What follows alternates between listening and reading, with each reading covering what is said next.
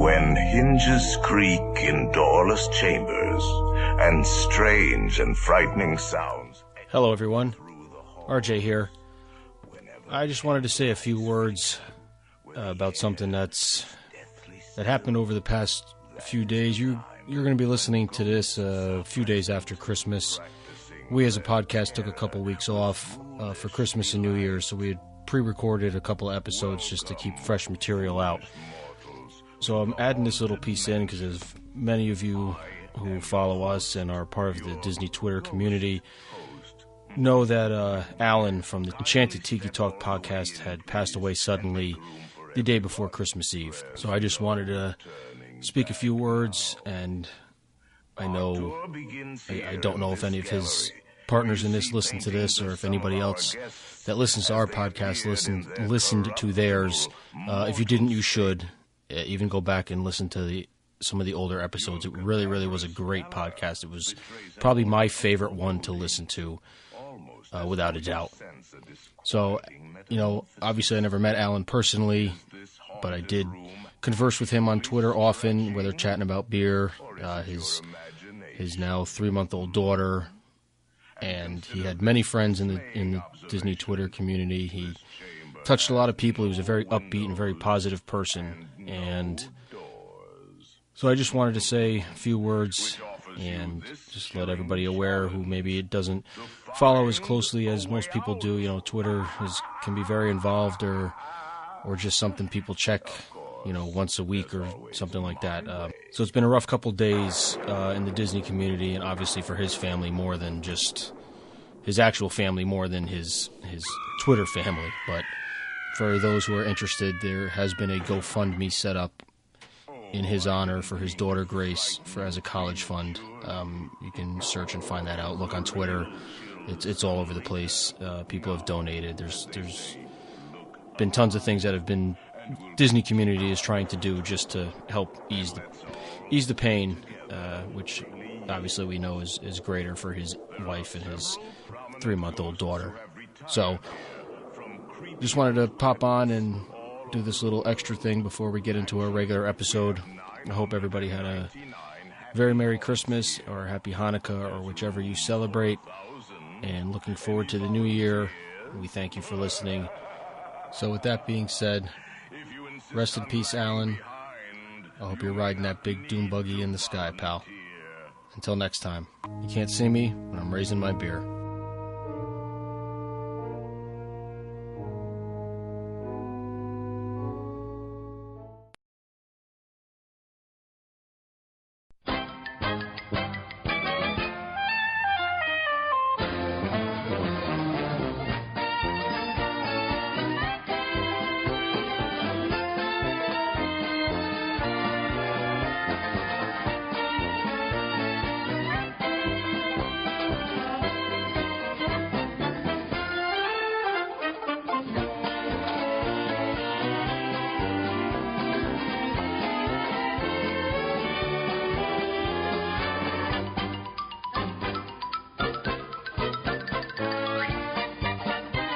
Hello, and welcome to another episode of the Diz Explorers podcast. This week we've got a full crew again, which is always great. More mouths, more opinions, more fun. So, we're going to take a break from Christmas craziness for this episode, and we're going to talk about solo trips, and if it's something that each of us would entertain doing, if it's something we have done, or if it's something that we really just have no interest in.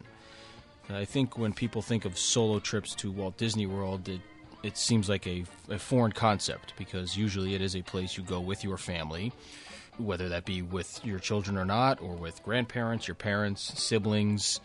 Many couples go there without children, grandparents of all ages. It's really a diverse age group, and I can't think of the word, variety of combinations of how people go. So the idea of going solo there, I think to some people is, like I said, is foreign, and it just would seem odd. Why would you want to go by yourself? You wouldn't. There's nobody to share your experience with. There's nobody to chat with when you're eating. Going on most ride vehicles sit 2 people in a row or more than 2 in a row, so going by yourself kind of just logistically doesn't make sense. But then I think there's a ton of pros to it as well. You're not bound to any sort of schedule, so to speak, because you don't have to worry about anybody else. If you go without children, then that probably leaves open a bunch of attractions and shows that you don't have to go to, if you don't want to, obviously. And it opens up different eating establishments. So before I go on any more about it, I think we're going to get started. We're going to start with our Jedi Master Planner, Adrian, who I can't wait to hear how she would plan a solo trip and what she would try to get accomplished all on her own with nobody holding her back and not having to wait in line for chicken nuggets and french fries. Right. So actually, the first thing when you were talking about things that you wouldn't have to do, the very first thing I wrote down was no Disney Junior show. Exactly.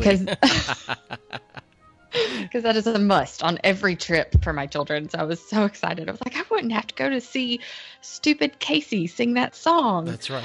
That's like a 2-hour block you get back. Oh my gosh.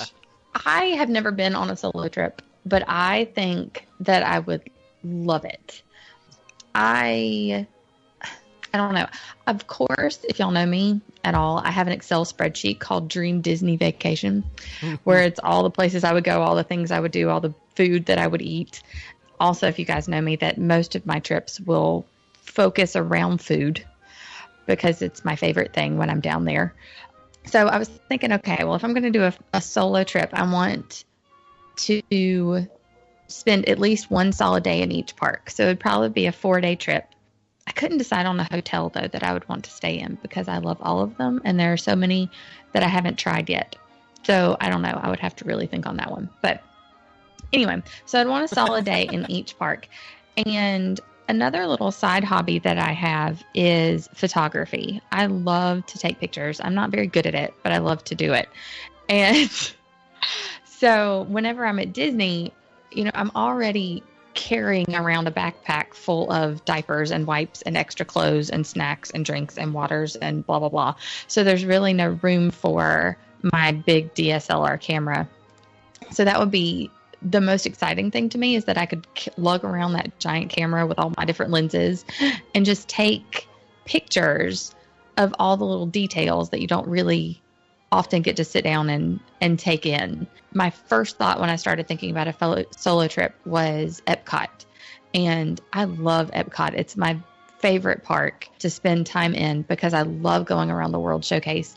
And I always feel like, because when I'm with my kids, that is not their favorite thing. So I'm almost always rushing through the different countries and the different pavilions. So just being able to really, like you said, not be on somebody else's schedule and not having to think about pleasing other members of my party, just being able to take that time to walk around the park at a leisurely pace and take pictures and eat all of the food is really the pinnacle, I think, of my solo trip.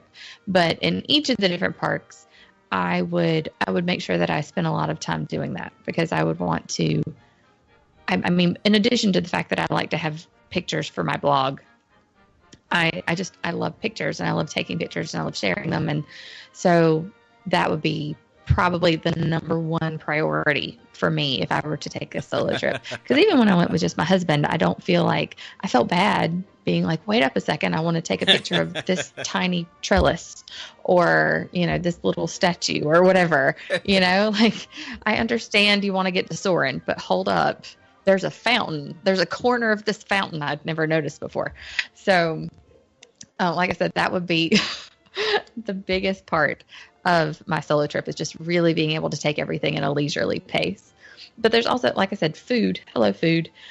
In Magic Kingdom, I would want Cinderella's Royal Table for a pre-park opening breakfast, because that's my favorite. I love getting to the park before there's anybody else in there, and that's the best way for me to do it. Plus, eating in the castle, there would be that awkwardness with the face characters. Not a big fan of doing those solo without kids, but that would be okay if I could get the payoff of the castle again without lots of people in the pictures. And then I want to try Skipper Canteen. That's on kind of my list, my bucket list of a place that I want to try because I love Jungle Cruise. And I would get to skip Tomorrowland Speedway because my daughter loves Tomorrowland Speedway. Right. And because she gets to drive, so she gets to sling me all over the place because she can't drive in a straight line. So it's bam, bam, bam. That's hysterical. So, oh my gosh. So skipping that, awesome. That makes the whole trip worth it right there. Oh my goodness. No doubt. Animal Kingdom. I love everything in Animal Kingdom. I don't think there's anything that I would skip. And I might even brave Cali River Rapids for the first time. Oh, yeah. Seeing as how I wouldn't have to, I've never done it. Oh, so man. I wouldn't have to lug around wet children and extra clothes. I could just, deal with the annoyance on my own of being wet. And also, I've never seen Divined. I don't know where the emphasis is on that. But, at the beginning of the park, the lady who's on the stilts. Yes. And all the vines. I've never seen her before. So I'd really get to stalk out and I've find seen her. It's very so cool looking. It's very cool. And not something, and it's a good solo activity because not everybody's into that. They're going to see it and go, yeah, okay, let's go to Dinosaur. Where I'm like, you when you watch her behaviors, her mannerisms are so cool. They're so fluid. So I don't understand how you can be so fluid organic on stilts. So, yes, very organic. So great solo activity if you can find her. Yeah, it's a challenge. I've never had that opportunity. And then in my fantasy, Star Wars Land would be open in Hollywood Studios. And I would get to geek out amongst all the Star Wars stuff and drive the Millennium Falcon. And and that's pretty much it. Food is not as big a deal for me in Hollywood Studios or Animal Kingdom. I'll eat whatever. But again, in Hollywood Studios, no Disney Junior show. And again, that and being able to take pictures anywhere, that would make the whole trip for me right there. I tell you what, after we do our solo trips, then you and I can go on a buddy trip because you've pretty much explained my trip. Because the last one my wife and I just went on together, she was always waiting for me as I was taking pictures. I dragged the camera around with me anyway, and even though everything's on PhotoPass now, I still hand my camera to the people and make them take pictures of the characters with me in it and everybody else anyway. And I fire off between 400 and 500 pictures every trip of stuff. Some of it's the same stuff because I always like to take the same pictures, and some of it is really obscure, oddball, weird architecture things, or like hidden signs, or old nods to old attractions that I know that I've found.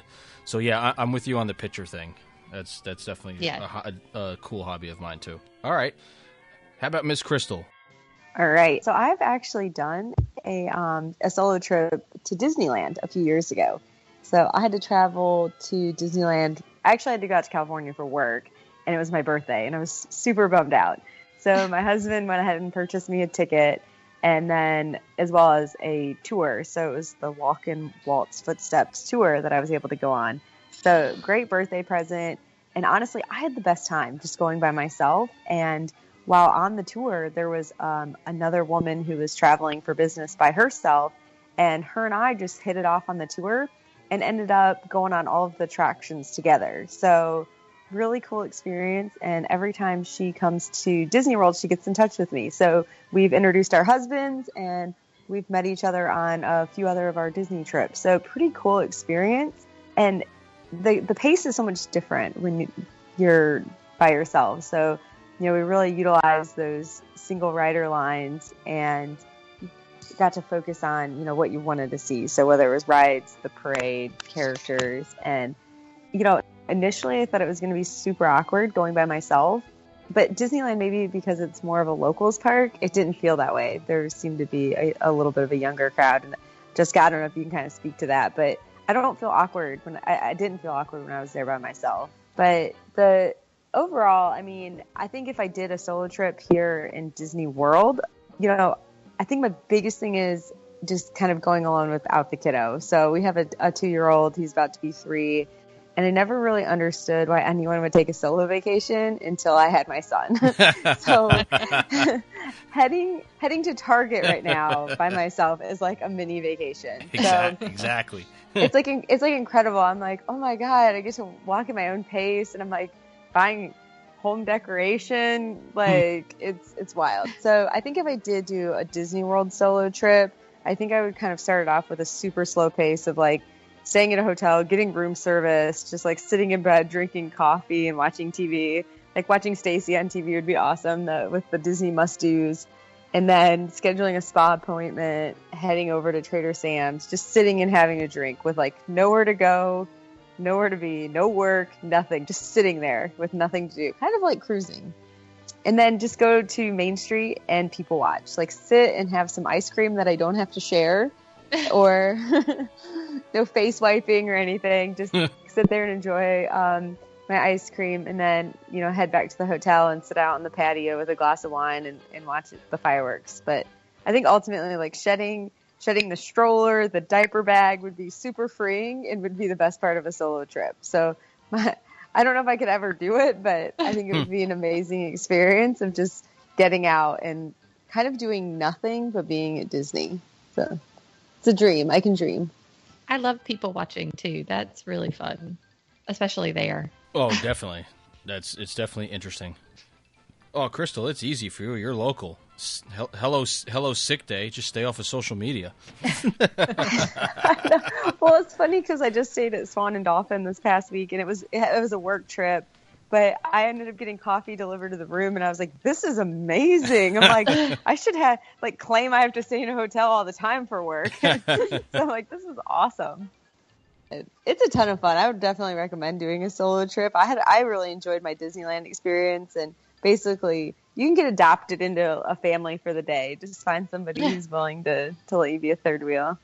I can imagine, no doubt. All right, very good, very good. So how about you, Jessica? Yes, so I have also done a solo trip to Disneyland. Mine was not planned. I was supposed to go with my family, and then a bunch of mishaps happened, and I ended up being there by myself. So when I got there in the morning, I was like, okay, I'm going to make the most of this. So I gave myself 2 rules for the day. And my first rule was I couldn't just be on my phone when I was in line, because I thought that's too easy of a cop-out, like if you feel awkward. So stay off the phone. And then I also wanted to experience 3 different things, which were a roller coaster, a dark ride, and a show, just so I could kind of compare how each of those things were by myself versus when I'm with a group.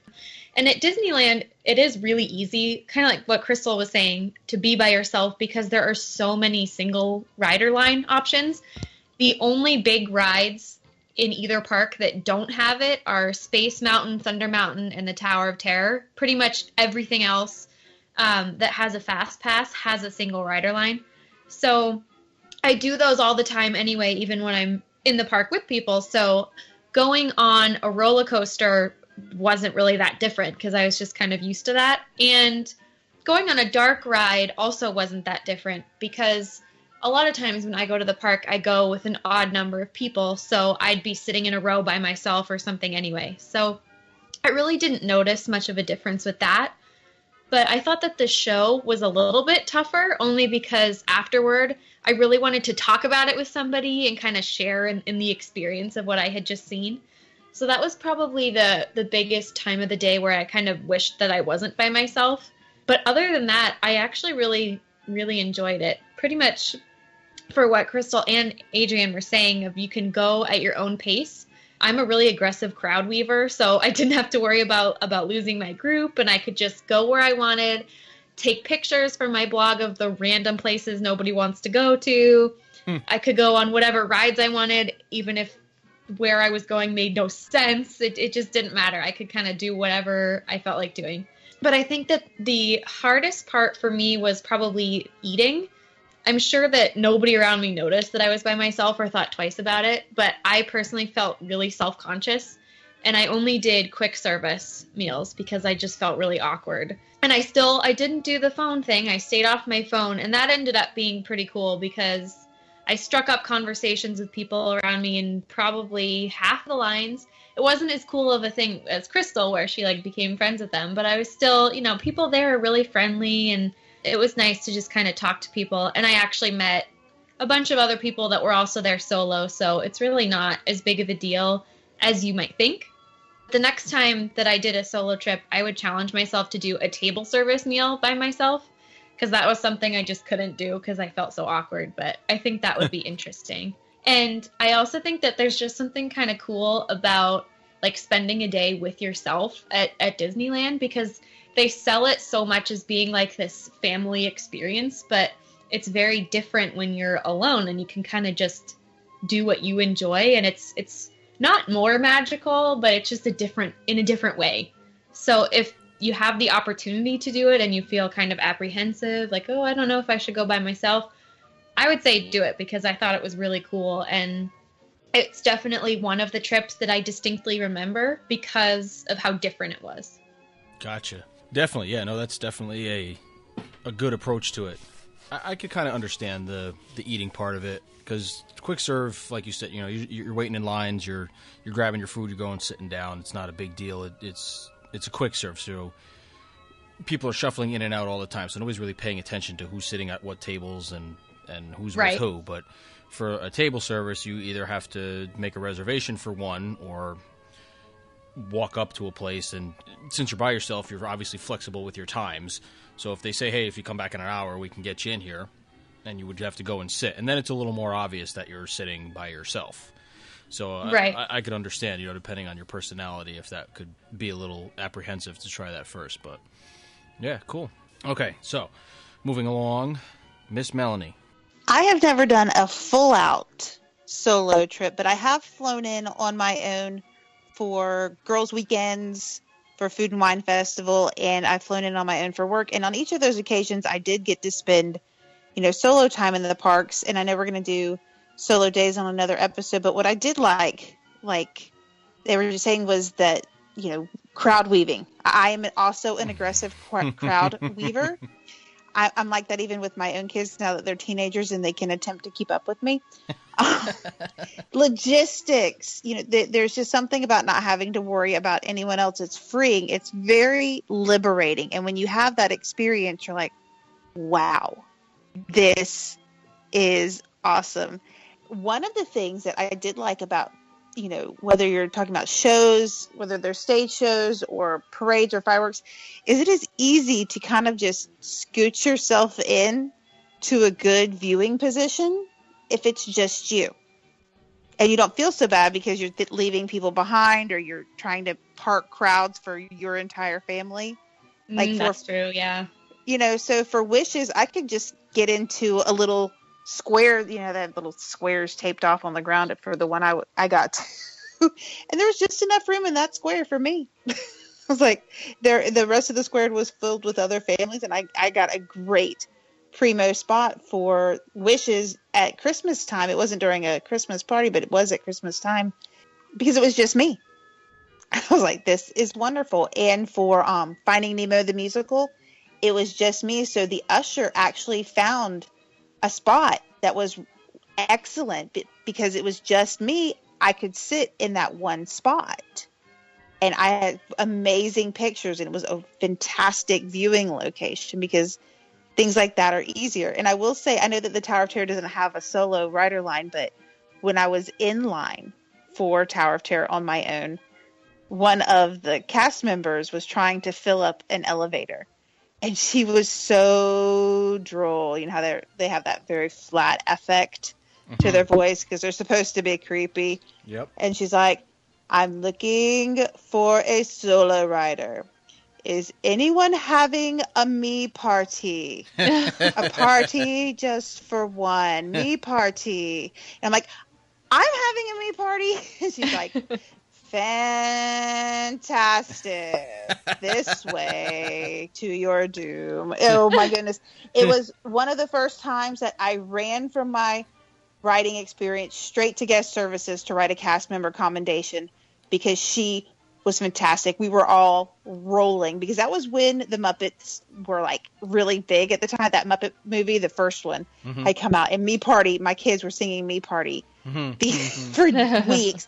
We're having a me party. So yeah, maybe that's the title of our episode, a me party. Yeah, that works for me. I like it. There we go. I'm writing it down. So, and that's another thing is when you are on your own, I highly recommend taking the time to stop for the 5 minutes it takes to write those cast member commendations. You can find the forms at guest services at any of the parks, and you write down the cast member name, their hometown, if you can remember it. Sometimes if I'm thinking, if I've got my notes that I like to keep, I take notes all the time. So if I can jot down their hometown as well as their name, because their name tags only have their first names on them. And then the location where they were and the experience that you had with them. Those cast member commendations go in their files, and it really helps them with advancing through the company. But it's a really great way to let them know that they impacted your day. And it's easier to have those one-on-one interactions with cast members when you're on your own, because you do get the chance to talk to them and to find out, their insider perspective. And I'm kind of like you guys too with the meals. I stuck to quick services. I had an excellent meal at Flaming Tree Barbecue, but I do tend to stick with the quick services or the grab and go snacks, because I knew that since these weren't full out solo trips, that I would have other opportunities to dine at the table service restaurant. So yeah, I tend to just grab and go when I'm on my own. And that's true no matter what type of trip I'm on. If I'm taking a solo trip, I don't tend to spend too much time relaxing into a good meal if I'm on my own. It's kind of it's my personality style. I'm just kind of like that, but I'll end up just grabbing a snack, or I'll just grab coffee. Starbucks. But yeah, so I think for logistical reasons, solo trips are fantastic. You get through security lines much more quickly.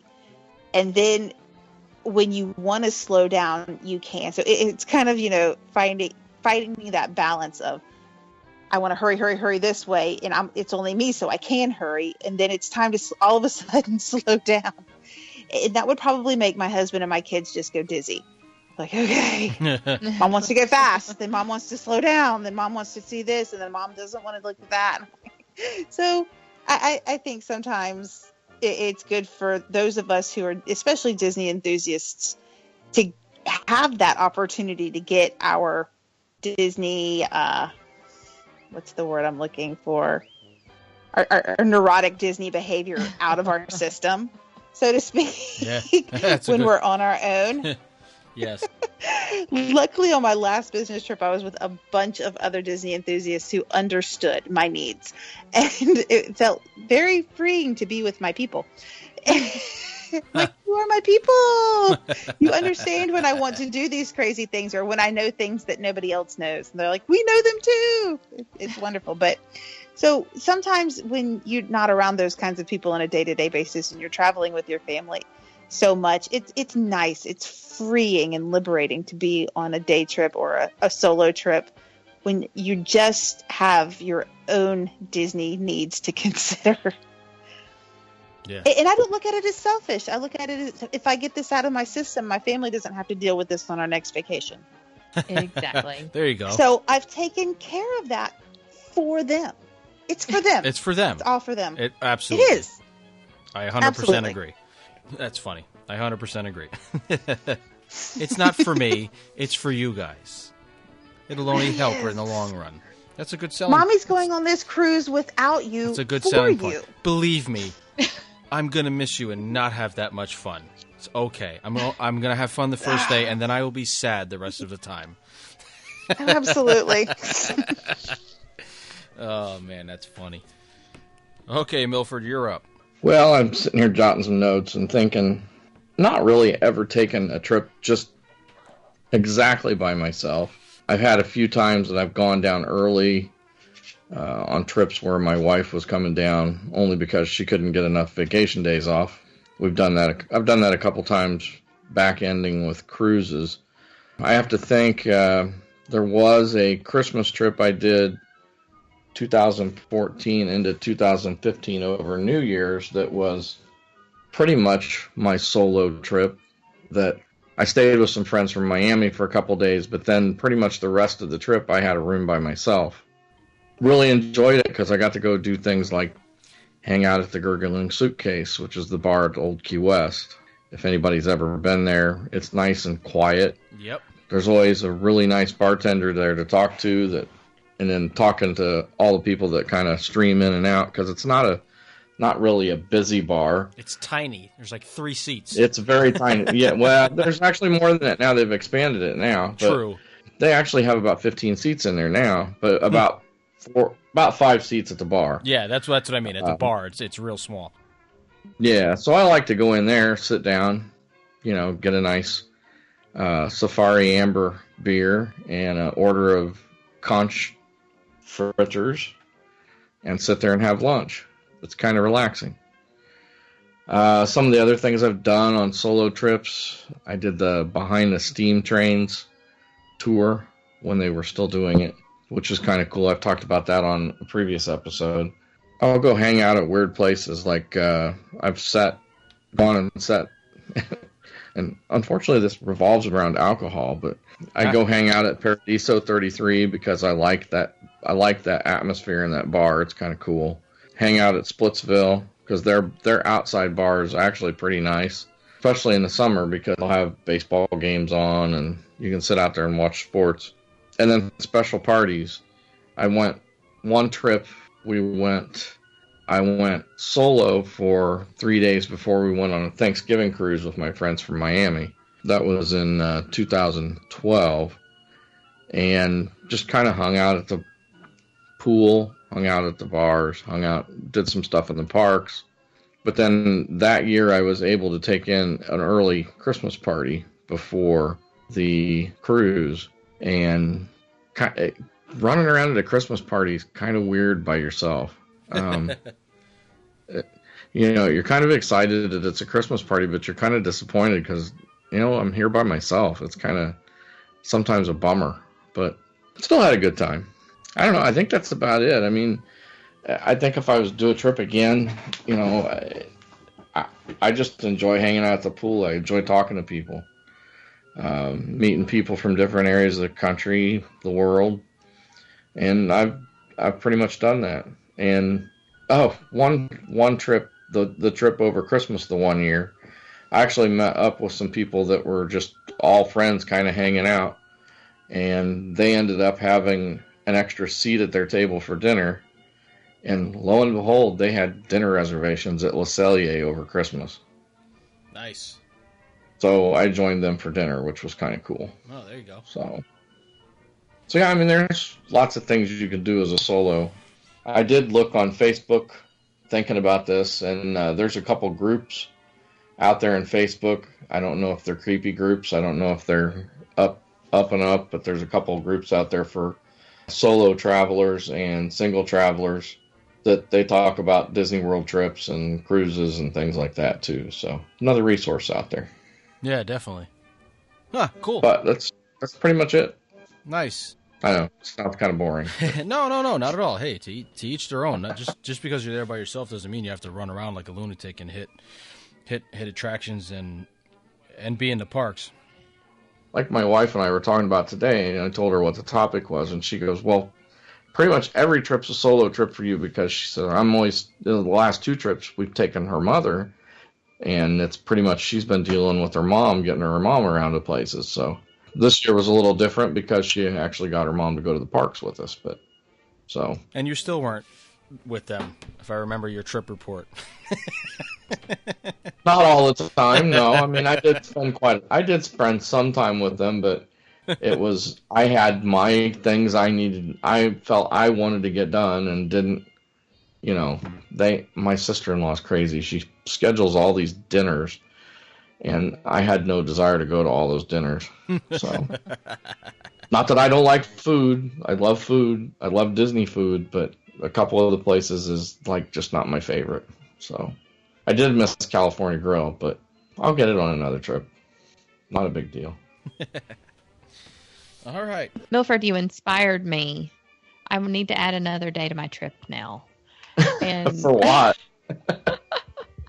No, I want to go resort hopping. I want to go explore all the resorts. Oh yeah, I mean that's the best part of a solo trip. I mean, if you want to go see all the, and especially at Christmas. I know we're trying not to talk about Christmas on this episode, but you know, you can go resort hop and hit every resort. Every resort has different Christmas decorations. And I actually did that on the one trip over Christmas. I went and visited almost every resort. I think I left the All-Stars and Pop Century out of it just because I didn't want to go over there in that mess. You're not missing much, I don't think, anyway. No, but I think I did visit all the rest of them. I mean, you know, and, you know, you got the gingerbread house at Grand Floridian and that big, huge tree, the huge tree at Animal Kingdom, both lodges, tree at Wilderness Lodge, and then they put another big tree in the villas. Yeah, there's a lot you can see resort hopping. And they all have bars, too. Yes. Most of them. Yes, they do. Which I guess brings us to me. Good lead-in. That's right. Perfect smooth transition, guys. Perfect segue. I don't know if I should just be happy because everybody knows me so well, or be offended because I'm known as the podcast drunk.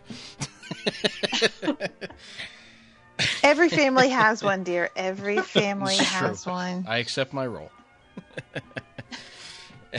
So, speaking of that, I've been thinking about solo. I've never taken one, so let's start with that. I've never taken one. I've been on trips without my children, so which can be considered somewhat of a solo trip. You know, 2 adults is definitely a totally different way than going with with your family, with your children, no matter what the age. But I've never been on a full solo trip, just me, myself, and I. And I kind of subscribe to what Adrian was thinking as to one park for each day. I'd probably make a week out of it. And honestly, it would be more a hanging out and exploring type trip. I think I would go about it. I think I'd start each day out going to one of the parks and probably doing some attractions before I would need to book any fast passes. I don't know that I would ever book any fast passes on a solo trip because, as I've said before on here, I have an insane amount of patience. So, you know, if I felt like going on Big Thunder Mountain at 2 o'clock in the afternoon and the line was 45 minutes or an hour, I don't got to be anywhere else. I don't have to wait for anybody. I'll hop in the line and wait. But I think my approach would be I'd hit attractions in the morning, grab a light breakfast or something before or after that, and then I'd probably leave the parks and hit some of the hotels. And my thinking behind that is I'd probably have I'm basing it around food as well and drinks. So my thought process would be I'd go for an afternoon snacks type thing, like appetizers and drinks. Like I'd hit the lounges. So I'd either head over to the Grand Floridian and go over to Mize's, grab some snacks and a cocktail or two, or some beers, or maybe stay, if I was in Animal Kingdom, stay there and hit Nomad. They've got some great stuff on their menu and drinks and stuff, and or over to the Polynesian, Captain Cook's, and I think I'd hit a light lunch thing, and just kind of not lounge about, but probably take pictures, like I'd said before, and like Adrian had said, just grab some good landscape shots and things of that nature. I don't have a problem being by myself, and I know Jessica was talking before about she didn't book any table service restaurants. I'm pretty sure I'd be okay with it. I really don't mind that kind of thing. I get funny looks from people for lots of things, so sitting by myself probably wouldn't bother me at all. So I think I'd probably book a sit-down dinner, maybe not every night, but I definitely would do a couple. And a lot of those bigger restaurants do have a bar as well that you can sit at and I believe get food. Like I know in Animal Kingdom, the Yak and Yeti, the full restaurant has a nice bar you can sit at and I believe get dinner at as well. So I'd probably take that approach. But if I had to sit at a table, I would sit at a table. If they had to stick me at a two-top or something along that line, definitely wouldn't bother me at all. And as a couple of you have said, I think I would enjoy the experience of meeting people and talking to people, because I think once people realize you're by yourself, I don't think you get sympathy hellos, but I think maybe people would ask, oh, hey, are you here by, especially if you run into the same people, because even though as big as Disney is, if you're staying at the same resort, you do end up seeing a lot of people are on the same schedules in the morning with what they do, so you do end up maybe bumping into the same people in the mornings at either grabbing your coffee or something like that before you head out to the bus or the monorail or however you're getting to where you're going. So it's not out of the ordinary that you might see the same people. So, questions may come up. Oh, I noticed hey, you're by yourself, or are you meeting people here? And conversations start that way, which is fine. I love talking to people, and I can ramble on with the best of them, as we all know on here. So I don't want to go into extreme detail on it, because we're going to do a show and maybe a little series on that. What will your ideal day be by yourself? So I don't want to go into crazy detail of how I do it, but my basic layout I think would be that. And then every night I would definitely return back to a park to see some sort of nighttime show. I'm assuming by the time I ever get to go solo, there will be a parade back in the Magic Kingdom, so I will be able to see a nighttime parade and fireworks and definitely, Illuminations multiple times, because that is my favorite show, and who knows what will be going on at the studios at that time. And yeah, maybe Star Wars Land would be open at that point, so that would probably be a realistic time frame for when I'd be going by myself anyway, sometime 10 years from now. I'm looking forward to ever having the opportunity to do it, and I think my wife being understanding and knowing how much of a obsessed Disney lunatic as I am would probably grant me albeit not a full week. I'd be happy with a long weekend, 3 days or something would be probably pretty cool. So we'll see what happens. But I definitely would encourage people to think about doing it if it's something that you think you would like to do, or something that's remotely crossed your mind, but you're apprehensive for reasons I had stated in the beginning, feeling funny about it, or getting, scrutinized by family and friends who just don't understand Disney World and what it's about. Because it does, as many people who are Disney obsessed or Disney geeks and love everything about it are, it goes well beyond the attractions and the shows that you can see every day. It branches out to so many other parts of everything. so many other sensory, it goes to all five senses is what I'm trying to say. I'm just trying to look for a fancy word, but it's not working. So it goes to the food aspect. It goes to if you enjoy having different drinks from all over the place. Obviously, the attractions and the shows and being in the parks is always there. But as Milford said, too, hopping around the different resorts, you could spend a couple hours at each of definitely the deluxe resorts, because they're just, much more themed than the moderates and the values. But it is definitely worth checking them all out and just seeing what they're all about, because it may open you up to want to staying in some place you've never stayed before. And it's, when you're there with your family, time is of the essence, so you're not going to bounce around a day just to go hotel hopping, because most kids aren't interested in it until maybe they get older, and they want to hit the rides. They don't want to walk around and learn about stuff and check decorations out all over the place. That would be my approach to it. Anybody have anything else they'd like to add? No, I agree. I just think that it's something that any Disney enthusiast should try and make time for.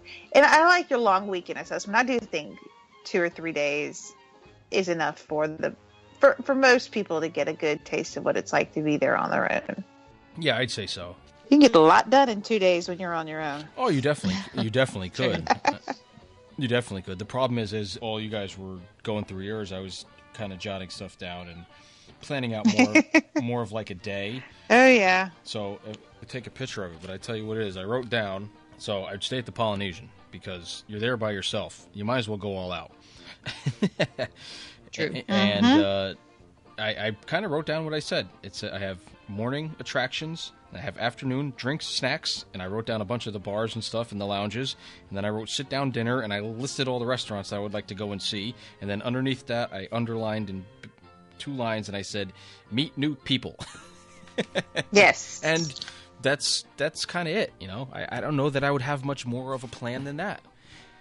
And like I said, I don't think I'd make any fast passes, and I honestly don't think I'd even make any ADRs. I think I would just, wherever I was that night, if I can get into a place, fine. If not, I'll move on to the next place. There's such an abundance of restaurants. I mean, I remember my wife and I doing that on one of our earlier trips as just the two of us.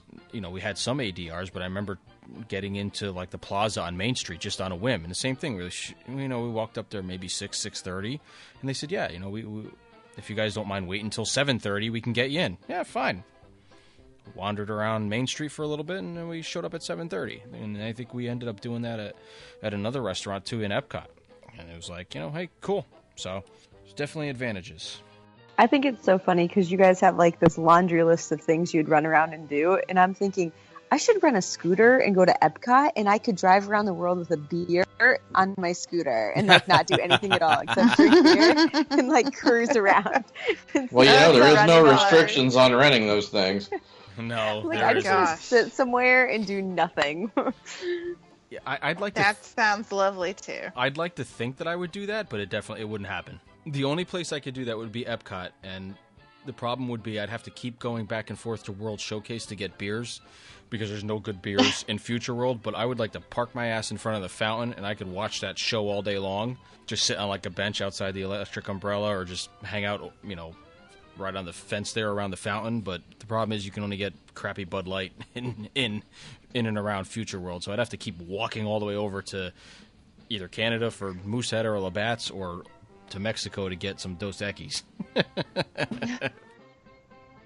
Well, it depends. If it's one of the seasonal times, there's always a beer stand right there at the edge of the promenade as you're getting to World Showcase. Yeah, but they usually have... Sometimes they stick a decent beer. So, yeah. like this year it was Cigar City. Yeah, I don't know. I mean, I'm not into the craft beer stuff as much as everybody else is. So, I mean, I know sometimes they have... I know the studios last year had the Leinenkugel, the cranberry ginger one, which is fantastic, because I get that when I'm up here. So they had that on tap, which was really cool. So I was like, hey, you know. But then again, you know, one or two of those and you're good. You're not drinking those all day. Yeah. They're just too sweet. No. All right, well, I think that's going to wrap up our me party episode, as Melanie has coined it. We're having a me party. I'm gonna let her sing us out. That's all you get. That's all you've experienced it once. That's all anyone ever needs. Ever. Oh man, I'm gonna put that on a loop. It's gonna be our theme song. Yes. Oh man. Perfect. Well, you're fired. Oh, man. Oh, wait, I don't pay you anyway. No. You pay me in sass. Oh, well, then you are a rich, rich man. I am, and I love every minute of it. Well, Southern sass for you. We're all having right. a meat party. There you go. Well, you need to find the music from Miss Peggy. She does a much better rendition. Yes, I can imagine. Yeah, I will have to investigate that. I'm not as well versed in those Muppet Maybe we can find a clip of it and put it up on our Facebook page. That would be funny. I'm sure there's a meme or however the hell you say it, or a GIF of it somewhere. Okay, so sure there is. Before this spirals any further out of control, we're gonna wrap. Excuse me. We are gonna wrap this one up. As usual, you can head on over to DizExplorers.com on the World Wide Webs, and you can check us out on there. You can find past episodes. You can find all the lovely work that Jessica does for our social media stuff, and collect your badges. I believe our newest one is a honeypot badge that she has put out there. So definitely keep up with your badge collections. It's just a cool little thing to do. It's fun, little quizzing, little interaction between us and our fans, which we enjoy. So head over there and check that out. And you can also find the links to this podcast on all the other media formats, social media formats, that is, Twitter, Instagram, and YouTube, if you care to listen to us on there. And then also there is links to all our personal accounts on all the other social media accounts that we have on a personal level, so go and check that out. We're all on there, and we're all active on there to some degree, so give us a shout. Please, if you download and listen through iTunes, give us a review. A 5-star review would be appreciated, and some kind words. We always like to hear that, hear how we're doing, if you're enjoying our topics. If you have suggestions for topics you'd like us to speak about, we'll definitely take suggestions, and you can get those to us in any way, shape, or form you'd like to, through our Facebook page, through any of us personally. I know some people have DM'd me good comments, and I truly appreciate those, and I always pass those along to the group when they come in to me, so feel free to share that with everybody. That'll do it for this episode, and we'll talk to everybody next week.